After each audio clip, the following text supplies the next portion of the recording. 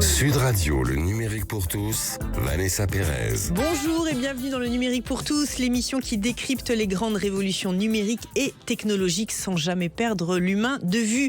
Ils sont partout autour de nous, peut-être même là, maintenant, dans votre main, si vous tenez votre téléphone, les microprocesseurs. Sans eux, pas d'intelligence artificielle, pas de smartphone, pas de voiture connectée et pas même d'économie numérique. Et aujourd'hui, ces microprocesseurs, aussi appelés puces, sont au centre d'une bataille mondiale qui redessine les équilibres de puissance de la planète.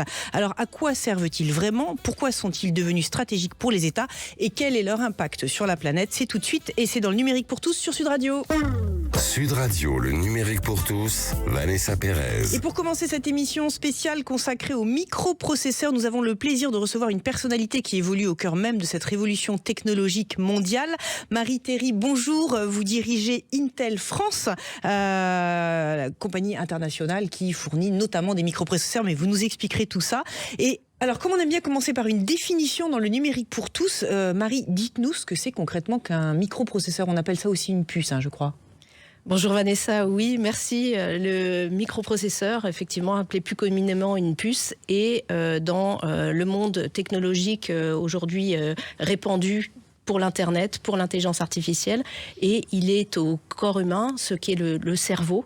Voilà, pour le monde de l'informatique. Alors pourquoi sans ces microprocesseurs il n'y a pas d'intelligence artificielle ? Parce qu'on parle beaucoup d'IA, on en parle partout en ce moment, mais on ne parle pas de ces petites puces, et pourquoi elles sont essentielles ? En fait, c'est ce qui, comme je l'expliquais, c'est ce qui va permettre de coordonner toutes les activités autour de l'intelligence artificielle. L'intelligence artificielle est aujourd'hui partout. Alors, on n'en est encore qu'au début. Et aujourd'hui, le marché qui se développe, c'est le marché de l'inférence. L'inférence, c'est quoi ?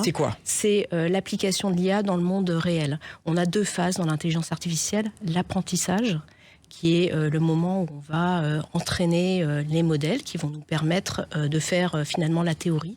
Et l'inférence, c'est le passage à la pratique. Alors pour faire simple, pour bien décoder, pour faire simple, en fait, l'apprentissage, c'est les années d'études. La pratique, c'est le passage dans le monde professionnel. Donc quand on dit par exemple à ChatGPT, pour ne prendre que lui, on lui pose une question, plus on va lui poser de questions, plus il va nous connaître, et à partir de là, plus il nous connaît, il a stocké peut-être de l'information, et là il va vous donner une réponse plus pertinente. Alors ça, c'est la phase d'apprentissage, et l'inférence, c'est j'ai appris à mon IA à traduire un texte en anglais. L'inférence, c'est je donne mon texte à traduire en anglais et il me donne la réponse. Et donc l'inférence se développe.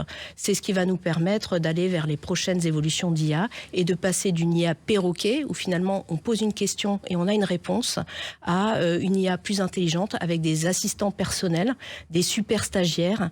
Je pose un problème complexe et on va m'apporter en fait des éléments qui vont me permettre d'agir. On a une visibilité sur le nombre d'utilisateurs de l'intelligence artificielle entre aujourd'hui et demain. J'imagine que ça va être exponentiel. Alors oui, c'est exponentiel. En fait, on peut parler du marché déjà de l'inférence qui est en train de grandir de façon exponentielle et importante. Donc ça va être le plus gros du marché cette année et dans les années à venir. Et puis peut-être pour donner quelques chiffres, l'IA c'est aussi sur les PC. On a vendu aujourd'hui plus de 100 millions de PC équipés d'IA. Et finalement, qu'est-ce que ça peut faire pour nous en tant qu'individu ? On a réalisé une étude auprès de 6000 répondants en France, en Angleterre et en Allemagne.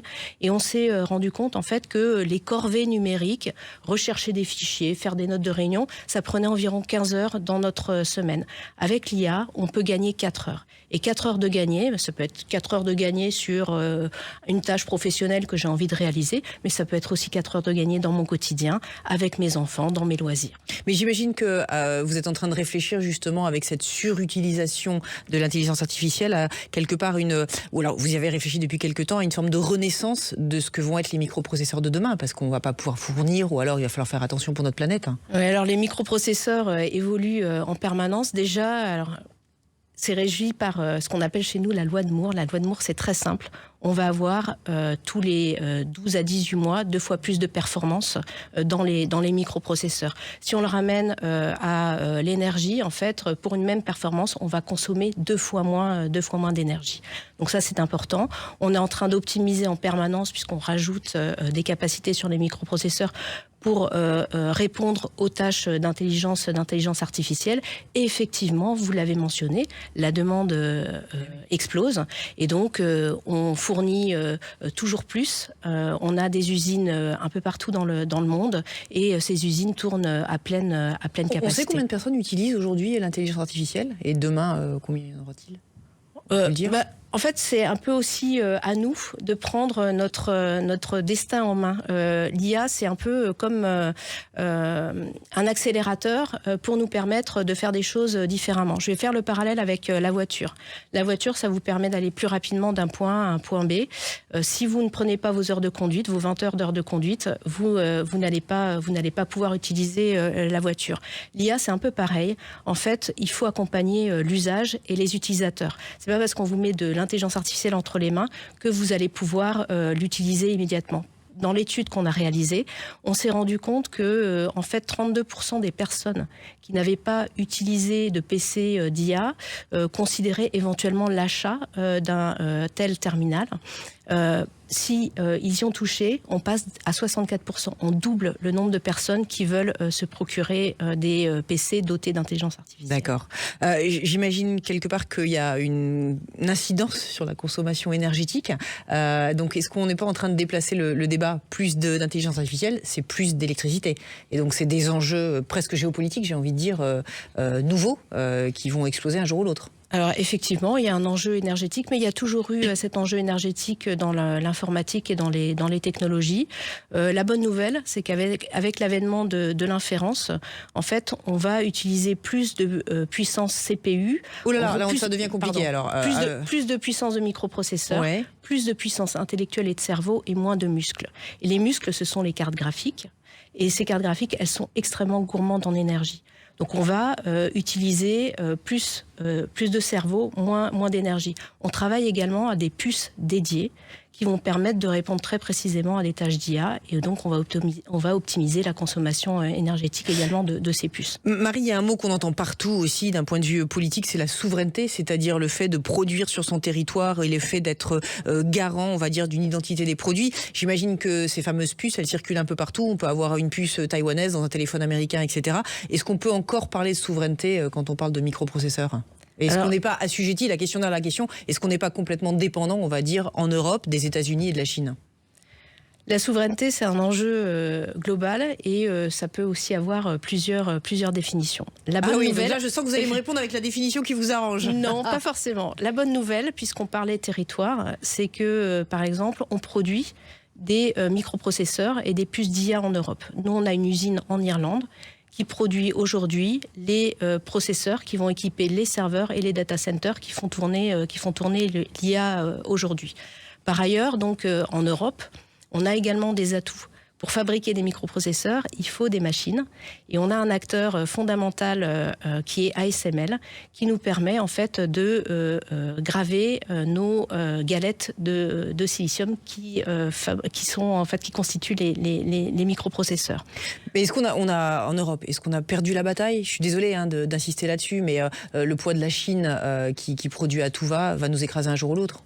Alors, je pense qu'on s'est rendu compte, et ça date aussi de la pandémie, de l'importance des microprocesseurs. Encore une fois, c'est un enjeu global. La bonne nouvelle, encore une fois, c'est que si on ne choisit pas où est le pétrole, on peut choisir où on implante une usine. On a pris conscience du fait que la plupart des puces étaient aujourd'hui produites en Asie. Et donc, on assiste aujourd'hui à un investissement, à un rééquilibrage des investissements dans le monde occidental. L'idée, c'est d'arriver à 50-50 sur les investissements et sur les capacités de fabrication dans le monde occidental. Pour conclure, peut-être, oui, dites-moi. Oui, et en fait, c'est une industrie qui est extrêmement subventionnée en Asie. On a pris conscience tardivement, nous, dans le monde occidental. Aujourd'hui, on a le CHIPS Act qui nous permet de réaliser ces investissements. Et donc, on est en train de travailler à rétablir justement cette chaîne globale et donc à amener plus de souveraineté en Occident. Marie, 30 secondes pour conclure. Alors, une prospective un peu court terme. Est-ce que les futures générations de puces vont créer une forme de fracture entre les pays qui sont capables d'accéder à cette puissance de calcul et ceux qui ne seront pas capables de la financer ? Alors, c'est une très bonne question. En fait, Les microprocesseurs et la technologie, notre ADN à nous, c'est de l'amener partout et au plus grand nombre. Et pour ça, elle doit être disponible, abordable, sécurisée et interopérable. Et aujourd'hui, on y travaille. La fracture, elle pourrait également se créer sur l'usage. Oui. Et en fait, la technologie n'a du sens que parce qu'on l'utilise. Et on peut tous avoir ce rôle d'accompagnement des utilisateurs pour leur permettre de comprendre ce que la technologie peut leur amener. Et après, donc, faire confiance à l'industrie pour se positionner, pour pouvoir permettre de servir ses utilisateurs. Et de démystifier la technologie, c'est également important pour nous. Et c'est ce qu'on fait aujourd'hui ensemble. Donc, merci de nous avoir reçus.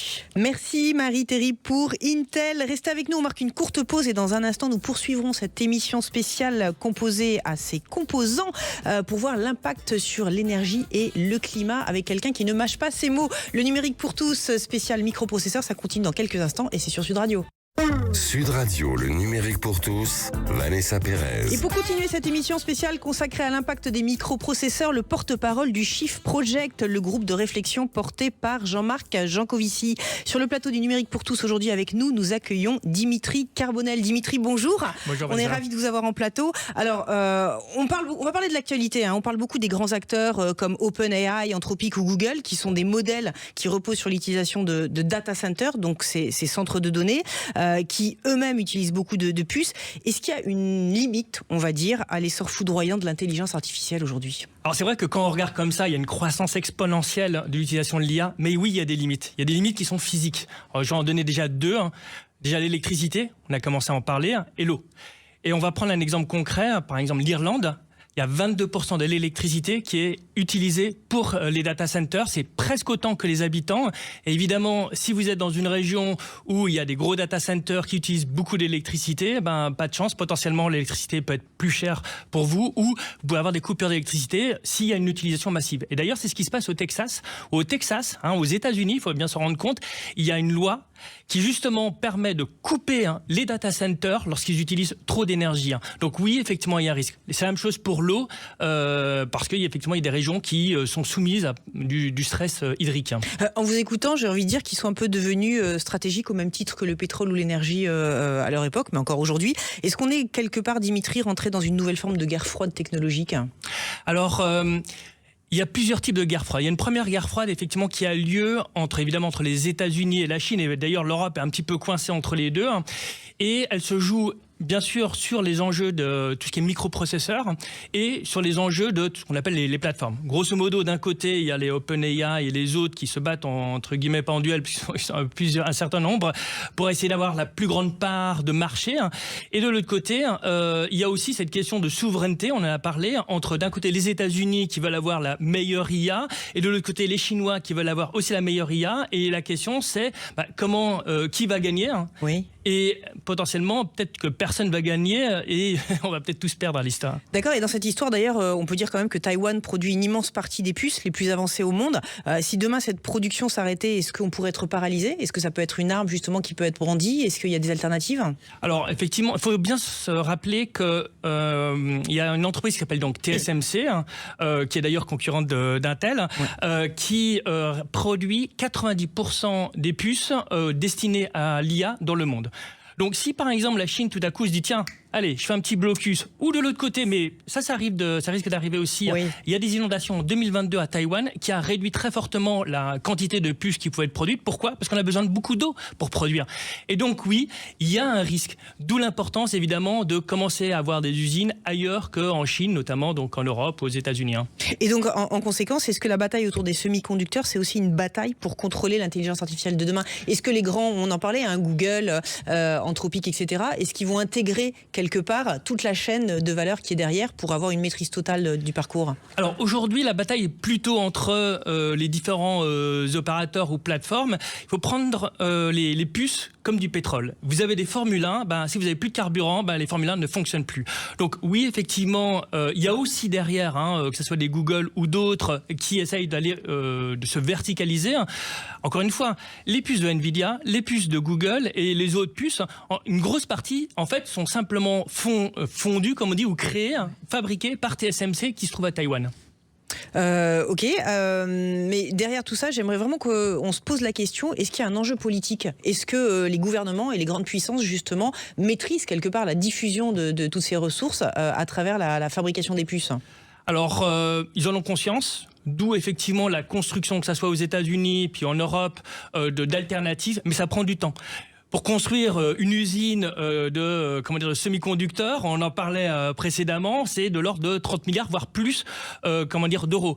Juste pour avoir une machine qui fabrique, une seule machine, c'est de l'ordre de 300 millions d'euros, enfin de 150 à 300 millions d'euros pour une seule machine.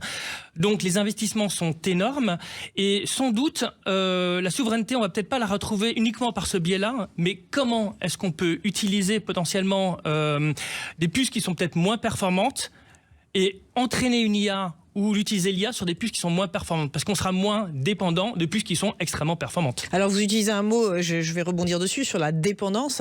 J'aimerais qu'on parle des ressources quand même. Vous nous avez parlé de l'eau, mais j'aimerais qu'on parle quand même d'autres choses, les métaux rares, etc. qu'il y a derrière. On n'en parle pas non plus, on les minimise. Il y a quand même un danger à appauvrir certaines ressources.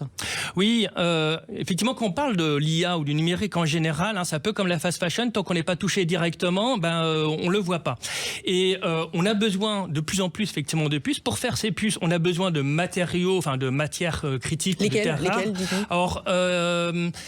Alors c'est beaucoup des terres rares. Alors je vais pas dire de bêtises, mais je crois qu'il y a peut-être du gallium. Je me demande s'il n'y a pas du néodyme. Enfin bon, il y a un certain nombre. Je vais pas rentrer dans le détail. Je suis pas donc à creuser le sujet, mais la concentration dans le sol de ces matières est tellement faible que il faut beaucoup d'énergie et évidemment ça pollue beaucoup pour pouvoir justement les extraire et après faire des smartphones. Et c'est pire encore parce que par exemple pour un smartphone, eh bien la concentration de ces terres rares dans les smartphones est encore plus faible que dans le sol. Ce qui veut dire que c'est même très compliqué pour le coup de reconditionner ou pas de reconditionner, plutôt de recycler et de récupérer ces terres rares dans des smartphones. D'où l'importance de les garder. Mais on se pose ces questions aujourd'hui. J'ai pas trop le sentiment. Alors je suis pas encore des décisions bien sûr, mais on est tellement subjugué par l'intelligence artificielle que qui se pose vraiment ces questions aujourd'hui? Ah bon, c'est toujours le même principe. Alors je vais être un petit peu caricatural, mais tant qu'on n'a pas le couteau sur la gorge et la gorge qui saigne, on commence pas vraiment à s'en rendre compte. Ce que je veux dire par là, c'est que aujourd'hui l'IA coûte très peu cher, donc on se dit c'est bon, on y va à gogo. Sauf que c'est ce qui commence à se passer, on commence à augmenter les prix de l'IA, ou lorsque par exemple, pas de chance, il y a une coupure d'électricité, vous avez plus d'IA et du numérique de manière globale et d'autres choses, là on commence à se rendre compte, on se dit il faudra peut-être commencer à soit savoir moins utiliser l'IA ou moins utiliser le numérique, avoir d'autres solutions, ou avoir aussi avoir la capacité de fabriquer, que ce soit en France, en Europe ou aux États-Unis ou ailleurs. Et pour vous, il est de la responsabilité plutôt de privé ou du gouvernement justement d'avoir un regard sur ce qu'il est en train de se passer? Parce que c'est une bombe à retardement. Alors oui, c'est une bombe à retardement. En fait, ça va jouer autour de deux niveaux. C'est-à-dire que les acteurs privés, un terrain de jeu, on va pas commencer à demander à l'État de tout organiser parce que c'est pas nécessairement le meilleur. En revanche, il y a des principes directeurs. Notamment en termes de stratégie d'industrialisation, notamment de financement. On parlait de subventions, la nécessité de subventionner. Et après, c'est vrai, il faut quand même tenir compte. Effectivement, alors pour être précis, je parle des shifters, qui est associé au Shift Project. Alors les shifters, oui, juste pour expliquer. On a fait une étude justement sur l'impact de l'IA. Et il faut savoir aussi l'utiliser de manière aussi raisonnable.